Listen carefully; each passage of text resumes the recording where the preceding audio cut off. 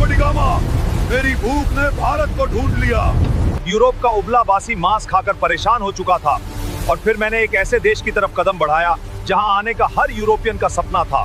तो वीडियो को पूरा देखें और चैनल को सब्सक्राइब कर लीजिए। कल्पना कीजिए 15वीं शताब्दी के यूरोप की बर्फ से ढकी सर्द रातें, कड़कड़ाती ठंड और खाने की मेज पर रखा हुआ बेस्वाद उबला हुआ या नमक में लपेटा हुआ सूखा मांस। उस दौर में यूरोप के पास न तो आज जैसी सुख सुविधाएं थीं और न ही खाने में कोई स्वाद। उन्हें अपने मांस को लंबे समय तक सुरक्षित रखने और उसमें जान डालने के लिए एक जादुई जड़ी बूटी की सख्त जरूरत थी और वह जादू था मसाला, काली मिर्च, लौंग, दालचीनी और इलायची। लेकिन दिक्कत यह थी कि ये मसाले उनके यहाँ नहीं उगते थे। ये आते थे एक रहस्यमयी, दूरस्थ और परिकठाओं जैसे देश से, जिसे दुनिया भारत कहती थी। भारत उस समय दुनिया का वो खास स्थान था जहाँ हर कोई जाना चाहता था, लेकिन किसी के पास वहाँ का सीधा रास्ता या नक्शा नहीं था। सदियों से अरब के व्यापारियों ने इस रास्ते पर अपना दबदबा बना रखा था। वे भारत से सस्ते दाम में मसाले खरीदते और रेगिस्तानी रास्तों से होते हुए यूरोप के बाजारों में उसे सोने के भाव बेचते थे। अरब के व्यापारी यूरोपियनों के लिए वो सख्त कर वसूलने वाले बन गए थे, जो कहते थे या तो हमारी मुंह मांगी कीमत दो या फिर अपना वो फीका और सड़ता हुआ मांस खाते रहो। यूरोप के राजा इस बात से बौखलाए हुए थे, खासकर स्पेन और पुर्तगाल के शासक। उनकी रातों की नींद उड़ चुकी थी। उन्हें भारत चाहिए था, लेकिन जमीन के रास्ते से जाना मुमकिन नहीं था, क्योंकि बीच में उस्मानिया साम्राज्य जैसी विशाल दीवार खड़ी थी। तब पुर्तगाल और स्पेन के राजाओं ने अपनी अपनी दूरबीनें उठाई और समंदर की उठती हुई खूंखार लहरों की तरफ देखा। उन्होंने तय किया कि जमीन का रास्ता बंद है तो क्या हुआ, हम पानी का सीना चीरकर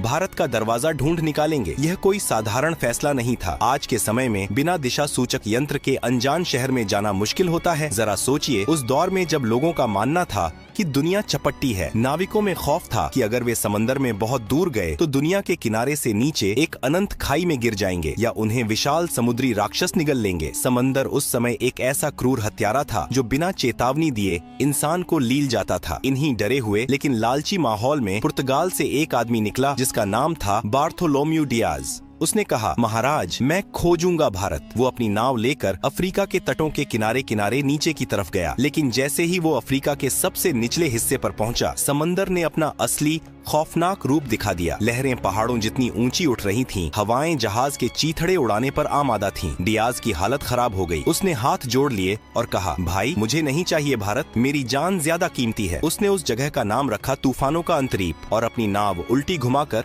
वापस पुर्तगाल भाग गया। पुर्तगाल के राजा मैनुअल प्रथम के सीने में अभी भी मसालों की आग जल रही थी। बार्थोलोम्यू डियाज के वापस लौटने के 10 साल बाद पुर्तगाल के दरबार में एक ऐसे आदमी को बुलाया गया जिसकी आंखों में समंदर का खौफ नहीं बल्कि उसे जीतने की जिद थी। एक ऐसा जिद्दी और सन की नाविक जो मौत के मुंह में हाथ डालने का शौक रखता था। उसका नाम था वास्को डी गामा। राजा ने वास्को डी गामा की आंखों में आंखें डालकर पूछा, क्या तुम वो कर सकते हो जो डियाज नहीं कर पाया? क्या तुम समंदर के उस शैतानी दरवाजे को तोड़कर मेरे लिए भारत ला सकते हो? वास्को डी गामा ने थोड़ा मुस्कुराते हुए अपनी तलवार पर हाथ रखा और कहा, अगर समंदर ने मुझे नहीं निगला तो मैं आपके कदमों में पूरी दुनिया का व्यापार लाकर रख दूंगा। और यहीं से शुरू होने वाली थी इतिहास की सबसे खौफनाक, सबसे रोमांचक और दुनिया का नक्शा हमेशा के लिए बदल देने वाली समुद्री यात्रा। 8 जुलाई 1497 का वो मनहूस लगने वाला दिन। पुर्तगाल का लिस्बन बंदरगाह किसी शानदार जश्न का नहीं बल्कि एक खौफनाक मातम का गवाह बन रहा था। किनारे पर खड़ी हजारों की भीड़ ऐसे छाती पीट पीट कर रो रही थी जैसे वास्को डी गामा और उसके नाविकों को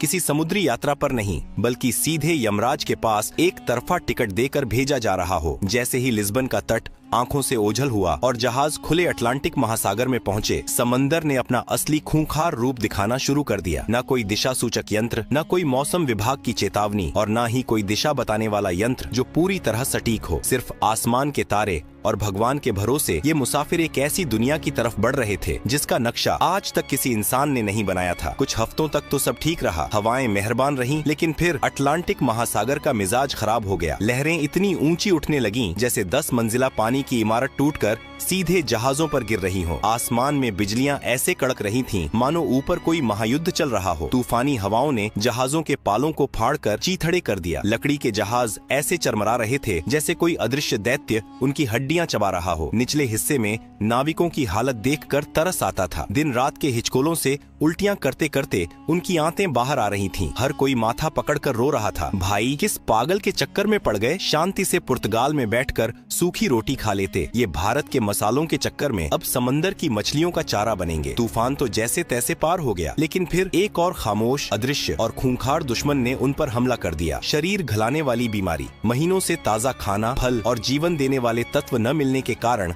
नाविकों के मसूड़ों से खून बहने लगा। उनके दांत सड़कर टूट टूट कर हाथों में आने लगे। शरीर पर बड़े बड़े छाले पड़ गए और भयानक बदबू उठने लगी। जहाज का निचला हिस्सा एक तैरते हुए अस्पताल और मुर्दा घर में तब्दील हो गया था। रोज किसी न किसी नाविक की लाश को एक भारी पत्थर बांधकर समंदर में फेंका जा रहा था। बचे हुए नाविकों का सब्र अब पूरी तरह जवाब दे चुका था। उन्होंने वास्को डी गामा के सामने बगावत कर दी। वो घुटनों के बल गिरकर गिड़गिड़ाने लगे, कप्तान हमें माफ करो, वापस चलो। हमें नहीं चाहिए कोई भारत, हमें नहीं चाहिए कोई सोने की चिड़िया या मसाले, हमें बस जिंदा अपने घर जाना है। लेकिन वास्को डी गामा कोई आम इंसान थोड़ी था। वो एक नंबर का जिद्दी, कठोर और सनकी आदमी था। उसने अपनी तलवार निकाली और एक ऐसा काम किया जिसे देखकर नाविकों की हालत खराब हो गई होगी। उसने दिशा बताने वाले सारे उपकरण समंदर में फेंक दिए और चीख कर बोला, सुन लो कान खोलकर, अब हमारे पास लौटने का कोई रास्ता नहीं बचा है। या तो हम भारत पहुंचेंगे या फिर ये समंदर ही हमारी सामूहिक कब्र बनेगा। अगर किसी ने वापस जाने की बात की तो समंदर बाद में मारेगा, मैं उसे पहले अपने हाथों से काट डालूंगा। उस आदमी के इस पागलपन और खौफनाक जुनून के आगे शायद मौत को भी पसीना आ गया होगा। और तभी वो सबसे खौफनाक घड़ी आ गई। वे अफ्रीका के उस सबसे निचले सिरे पर पहुंच गए थे जहां 10 साल पहले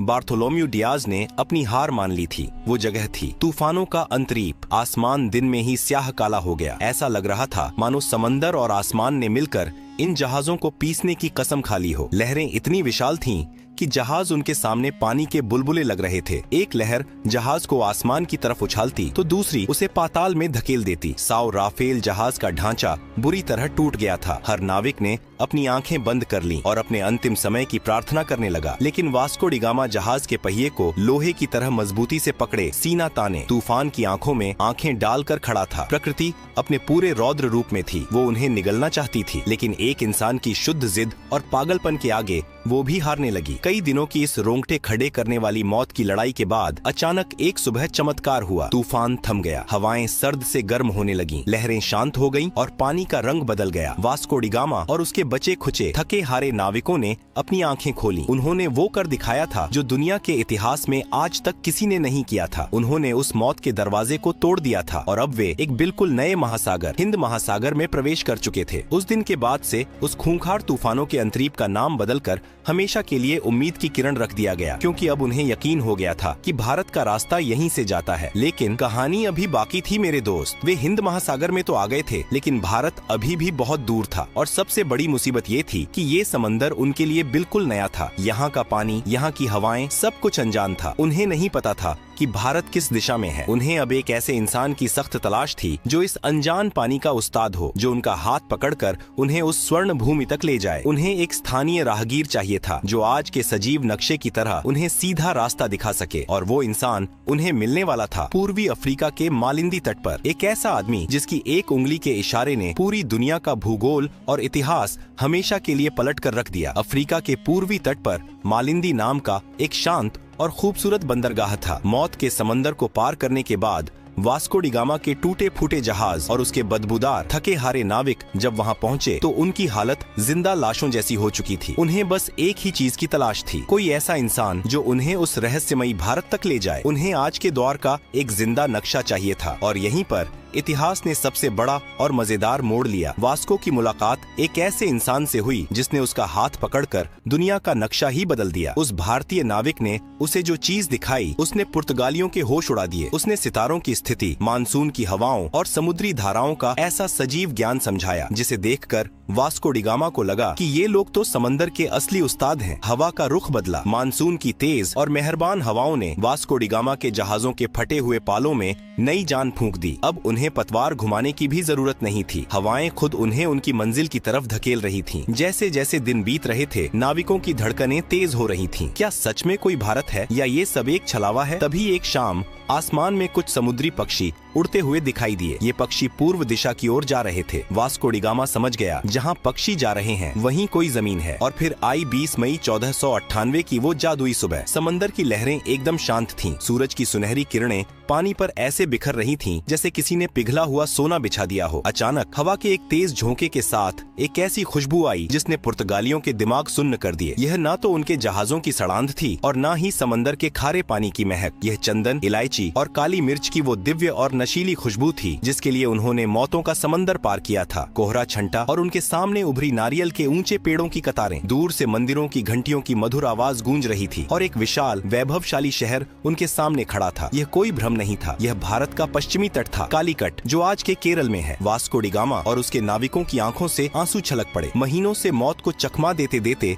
वे आखिरकार उस स्वर्ण भूमि पर पहुंच ही गए थे। जैसे ही जहाज किनारे लगे, नाविक पागलों की तरह जमीन पर कूद पड़े। वे घुटनों के बल गिरे, कुछ ने रेत को चूम लिया, कुछ रोते हुए आसमान की तरफ हाथ जोड़कर भगवान का शुक्रिया अदा करने लगे। यह सिर्फ एक समुद्री यात्रा की जीत नहीं थी, यह यूरोप के उस खौफ पर जीत थी जो उन्हें सदियों से डराता आ रहा था। लेकिन जब वास्को डी गामा ने कालीकट के बाजार में कदम रखा तो उसके होश फाख्ता हो गए। उसने सोचा था कि वो किसी पिछड़ी हुई जगह पर जा रहा है, लेकिन कालीकट तो उस समय का महान नगर या स्वर्ण नगरी लग रहा था। बंदरगाह पर दर्जनों देशों के व्यापारी मौजूद थे। सोने की तरह चमकते मसाले बोरियों में ऐसे खुले पड़े थे जैसे उनके यहाँ मिट्टी पड़ी होती है। रेशम के कपड़े, बेशकीमती रत्न और मसालों के पहाड़ देखकर वास्को डी गामा को समझ आ गया कि जिस भारत को वो खोजने का घमंड कर रहा था, वो भारत तो पहले से ही दुनिया के व्यापार का सरताज बना बैठा था। फिर बारी आई वहाँ के राजा से मुलाकात की। केरल के उस बेहद शक्तिशाली राजा का नाम था जामोरिन। जरा इस अजीबो गरीब सांस्कृतिक टकराव की कल्पना कीजिए। राजा जामोरिन अपने भव्य दरबार में एक ऊंचे सोने के सिंहासन पर बैठे थे। उनका पूरा शरीर बेशकीमती गहनों, सोने की मोटी जंजीरों और हीरों से लदा हुआ था और उनके सामने खड़ा था वास्को डी गामा, जिसने महीनों से ठीक से नहाया नहीं था, जिसके कपड़े फटे पुराने और अजीबो गरीब थे। वास्को डी गामा ने थोड़ा अकड़ते हुए राजा को अपना उपहार पेश किया। अब सोचिए वो पुर्तगाल से क्या लाया था। कुछ सस्ती लकड़ियाँ, कुछ ऊनी टोपियाँ, पीतल के बर्तन और शहद। ये देखकर राजा जामोरिन के दरबारियों को जोर की हंसी आ गई। उन्होंने सोचा, अरे भिखारी, ये क्या कबाड़ उठा लाए हो? हमारे यहाँ के नौकर भी इससे महंगा सामान पहनते हैं। लेकिन राजा जामोरिन बहुत ही शांत और समझदार थे। उन्होंने भारतीय संस्कृति का पालन करते हुए इस विदेशी मेहमान का स्वागत किया और उसे अपने राज्य में व्यापार करने की अनुमति दे दी। वास्को डी गामा को अभी भी यकीन नहीं हो रहा था। जिस चीज के लिए यूरोप वाले सालों से तरस रहे थे, वो भारत ने उन्हें बिना किसी लड़ाई के ऐसे ही दे दी। लेकिन वास्को की आंखों में अब एक अलग ही चमक आ चुकी थी। वह सिर्फ व्यापार करने नहीं आया था, उसने कालीकट की अपार संपत्ति देख ली थी और उसके लालची दिमाग में अब एक ऐसा शैतानी महायोजना पक रही थी जो अगले कुछ दशकों में पूरी दुनिया का इतिहास खून से लिखने वाला था। वास्को डी गामा ने कालीकट में कुछ महीने बिताए और वहाँ का चप्पा चप्पा छान मारा। उसने देखा कि यहाँ का माल तो एकदम सबसे उत्तम है। उसने अपनी बची खुची कौड़ियों और पैसों से अपने जहाजों को मसालों से ऐसे भर लिया जैसे कोई इंसान किसी मुफ्त की दावत में अपनी प्लेट में खाना ठूंसता है। काली मिर्च, लौंग, दालचीनी, जहाजों की लकड़ी तक मसालों की महक से सराबोर हो गई थी। एक भारतीय जहाज भी उसने अपने साथ ले लिया ताकि माल ज्यादा ले जाया जा सके। अब बारी थी वापसी की। वापसी का सफर भी कम खौफनाक नहीं था। बीमारियां और तूफान फिर से नाविकों पर टूट पड़े, लेकिन इस बार उनके पास एक उम्मीद थी। उनके जहाजों के निचले हिस्से में करोड़ों का खजाना भरा हुआ था। जब वास्को डी गामा का बचा खुचा बेड़ा पुर्तगाल के लिस्बन बंदरगाह पर वापस लौटा तो वहाँ का नजारा देखने लायक था। जो लोग उसे रोते हुए यमराज के पास विदा कर रहे थे, वो अब उसकी आरती उतारने को तैयार खड़े थे। राजा मैनुअल प्रथम तो खुशी से नाचने लगा, लेकिन असली भूचाल तब आया जब वास्को ने अपना माल पुर्तगाल के बाजार में उतारा। इतिहास का सबसे बड़ा खजाना हाथ लग चुका था। इस समुद्री यात्रा का सारा खर्च, नाविकों का वेतन, टूटे जहाजों का भारी नुकसान, यह सब कुछ काटने के बाद भी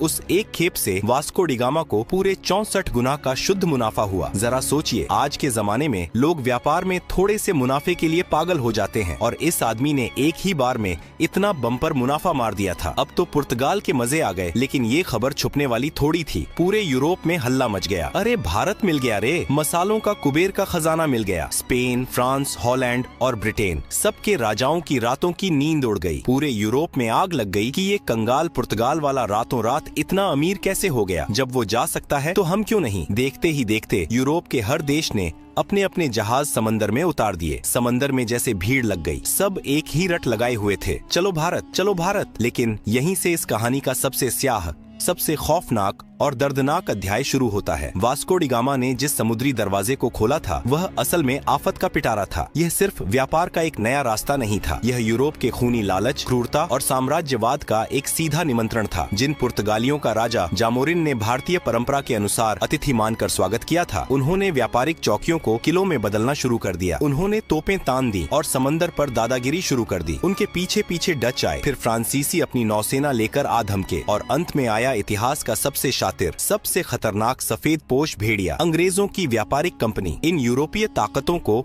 अब सिर्फ मसाले नहीं चाहिए थे, उनकी नजर अब पूरी सोने की चिड़िया पर थी। उन्होंने भारत की रियासतों को आपस में लड़ाना शुरू कर दिया। भारत का वो शांत और वैभवशाली तट जो कभी सिर्फ रेशम, मसालों और संस्कृति के आदान प्रदान का वैश्विक केंद्र था, अब बारूद की गंध, तोपों की गूंज और कूटनीति के गंदे खेल से दहलने लगा। जिस देश ने अपनी महान उदारता के चलते एक फटेहाल, थके हारे विदेशी नाविक को पनाह दी थी, उसी देश को इन व्यापारियों ने अपनी गुलामी की बेड़ियों में जकड़ लिया। व्यापार के नाम पर लूट का ऐसा नंगा नाच शुरू हुआ जिसने दुनिया के सबसे अमीर देश की कमर तोड़ दी। सदियों तक भारत के माथे पर उपनिवेशवाद का कलंक थोप दिया गया। भारत का सारा सोना, सारा वैभव जहाजों में भर भर कर यूरोप की तिजोरियों में जाने लगा और वहाँ की सड़कें भारतीय खून पसीने से चमकने लगी। लेकिन क्या भारत सिर्फ एक जमीन का टुकड़ा था जिसे कोई भी नाविक आकर खोज ले और कोई भी राजा आकर जीत ले? नहीं, भारत एक विचार है, एक अजेय और अमर आत्मा है। सदियों की गुलामी, अकल्पनीय शोषण और घोर अंधकार के बावजूद इस आत्मा की आग को कुचला नहीं जा सका। वास्को डी गामा ने भले ही 1498 में भारत की जमीन तक पहुंचने का रास्ता खोजा था, लेकिन दुनिया ने असली भारत को तब जाना जब 15 अगस्त 1947 को